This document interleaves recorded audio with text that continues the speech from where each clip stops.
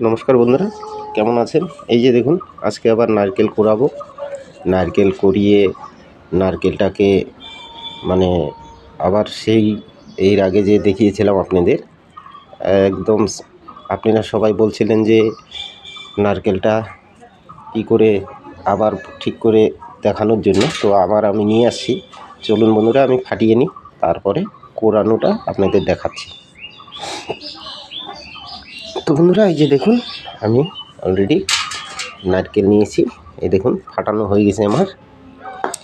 তো এই যে আমি এখন কুড়িয়ে নেব। দেখতে পাচ্ছেন, চলুন এইভাবে আস্তে আস্তে করে আপনারা কুড়িয়ে নেবেন। একটু মিহি হলে সব থেকে ভালো হবে, যতটা মিহি পোড়াতে পারবেন অতটাই ভালো। বন্ধুরা জানেনই, এখন গরম পড়ে গেছে মোটামুটি ভালোই। এইভাবে কুড়িয়ে আপনারা রোদ্দুরে রেখে দেবেন। মোটামুটি 10 দিনের মতন রোদ্দুরে রাখলেই দেখবেন অর্ধেক গলে গেছে। আর এইটা তো আপনারা জানেনই, নারকেল পচাটা আমাদের কাতল মারতে গেলে বিশেষ করে লাগে। তো কাতল মারার জন্য নারকেলের পচা আমাদের লাগবেই। তো বন্ধুরা, একটু এক হাত দিয়ে ভিডিও করছি, এক হাত দিয়ে কুড়িয়ে নিচ্ছি, বুঝতেই পারছেন। তো এইভাবে আপনারা পুরা নারকেলটা কুড়িয়ে নেবেন। তো চলুন বন্ধুরা, আমরা নারকেলটা কুড়িয়ে নিই, তারপরে প্রসেসটা আমি দেখাচ্ছি আপনাদের। দেখুন বন্ধুরা, ফাইনালি আমার কোরানো হয়ে গেল। এই যে দেখতে পাচ্ছেন, এই যে দেখুন নারকেল। তো বন্ধুরা, এই নারকেলটা পচা কুড়ানোটাকে আমাদেরকে একটা বোতলে ভরতে হবে। তো এই যে একটা বোতল, এরকম একটা বোতল নেবেন। অলরেডি দেখতে পাচ্ছেন এখানে আমার ভরা আছে, কতটা ভরে রেখেছি। এইটাও আমি এখানে ভরবো। তো বন্ধুরা, এইভাবে আপনি কুড়িয়ে নিয়ে তারপরে এইরকম একটা বোতল নেবেন। আর একটা কথা, যেটা এরকম যদি একটা নারকেল নেন, ভাঙেন, এরকম দুটো নারকেলে ভেঙে সেই জলটাকে এইটার সাথে একটা নারকেলের সঙ্গে অ্যাড করতে হবে। না হলে কিন্তু অনেক দেরি হবে পচতে।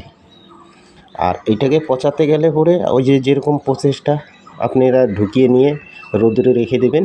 কিন্তু একটা নারকেল যদি হয়, সেখানে নারকেলের এরকম গুঁড়ো করে সেখানে দুটো নারকেলের জল কিন্তু লাগবে এটার সঙ্গে। তাহলে খুবই তাড়াতাড়ি এইটা রেডি হবে। আর যতটা পারবেন এই রোদ্দুরে রাখার চেষ্টা করবেন, খুবই তাড়াতাড়ি আপনার পচে যাবে। এটা দেখতেই পাচ্ছেন। তো বন্ধুরা, আপনারা তো জানেনই এটা দিয়ে কী করে কাতল মাছ আমরা মারি। তবু আমি ছোট একটা টোপের ব্যাপারে আপনাদের জানিয়ে রাখি। বেশি কিছু না বন্ধুরা, শুধু একটু পাউরুটির গুঁড়ো নেবেন আর একটু ছোলার ছাতু নেবেন। পাউরুটির গুঁড়ো আর ছোলার ছাতু আর এই নারকেল পচা দিয়ে আর 1 চামচ ঘি দিয়ে দেবেন। দিলেও হবে, না দিলেও হবে বন্ধুরা। সবসময় যে আপনারা ঘিটা ইউজ করবেন সেটাও কোনো কথা না। আমি যেভাবে প্রসেসটা বলছি, এইভাবে একবার দেখেন যে আপনারা কাতল মাছ পান কি না। এটা খুবই একদম সিম্পল টোপ, কোনো ভেজাল নাই, কিচ্ছু নেই। সবাই বলবেন যে এইভাবে খাবে কি না, একবার আপনারা দেখতে পারেন।